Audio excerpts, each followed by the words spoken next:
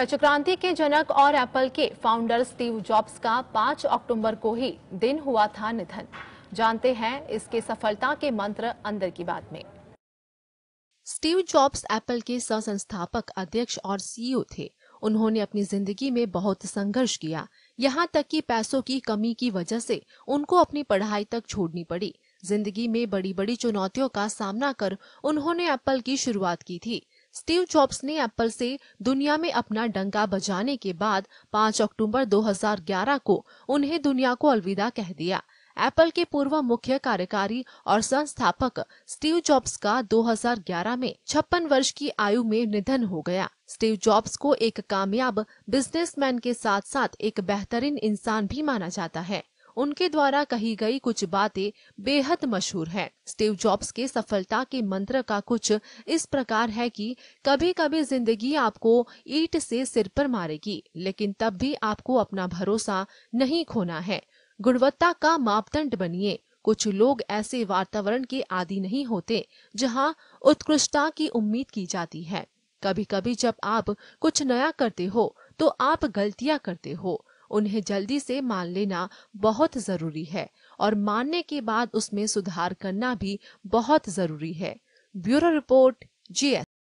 आश्विन माह की अमावस्या को सर्वपित्र अमावस्या कहा जाता है। अगर किसी को अपने पितरों की मृत्यु तिथि पता नहीं है तो सर्वपित्र अमावस्या के दिन उनका श्राद्ध किया जा सकता है। सर्वपित्र अमावस्या पर बन रहा है दुर्लभ संयोग।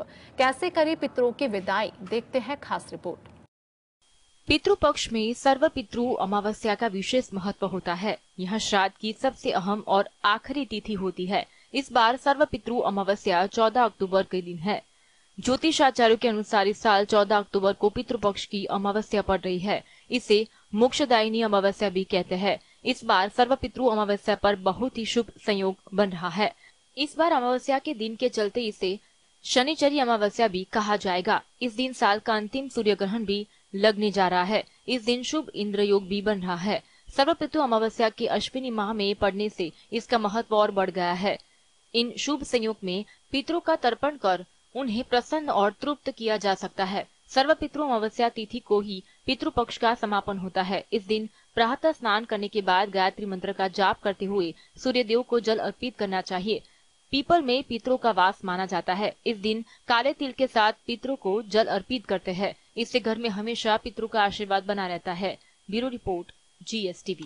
यकीन नहीं होता कि कभी दोनों ही देश साझा आदर्शवाद की बात करते थे। आज कनाडा खालिस्तान मूवमेंट के पीछे की राजनीति को समझने तक को तैयार नहीं है और यही बात दोनों देशों के आड़े आ रही है। कैसे भारत के सख्त रुख से कनाडा को लेनी चाहिए सीख, देखते हैं रिपोर्ट अंदर की बात में। भारत और कनाडा के बीच विवाद गहराता जा रहा है। खालिस्तान के मसले को लेकर दोनों देशों के रिश्तों में तकतरखी बढ़ती जा रही है। फिलहाल नई दिल्ली ने कनाडा सरकार को हिदायत दी है कि अपने 40 राजनयिकों को वापस बुला ले। संयुक्त राष्ट्र महासभा बैठक को संबोधित करने गए विदेश मंत्री ने कनाडा को यही बात समझाने की कोशिश की है। भारत में अमेरिकी राजदूत रहे केनेथ जस्टर के संचालन में आयोजित कार्यक्रम में एस जयशंकर ने वैश्विक जगत को कनाडा के आरोपों के बाबत आंखों में आंखें डालकर बताया। उन्होंने साफ किया कि ऐसा काम करना भारत की नीति नहीं है, लेकिन कनाडा उग्रवादियों के लिए उर्वरा भूमि बना हुआ है।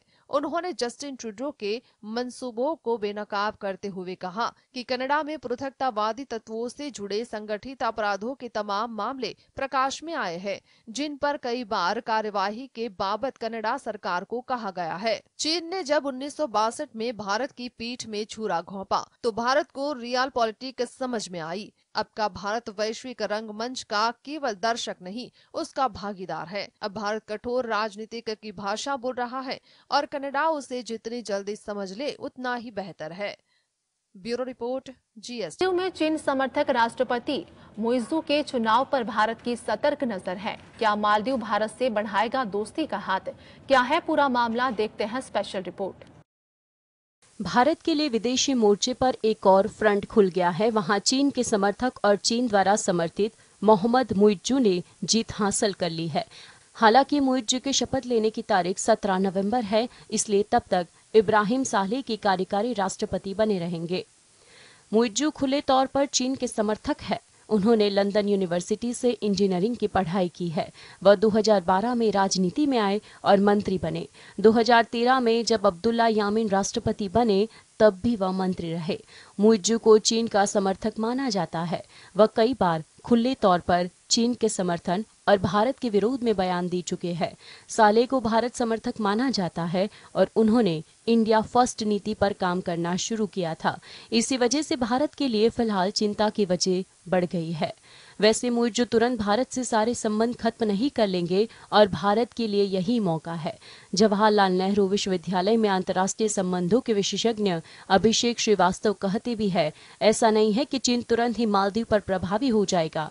मालदीव चाहेगा कि वह चीन और भारत दोनों से संतुलन बनाकर चले और यही भारत की डिप्लोमेटिक चालाकी काम आएगी।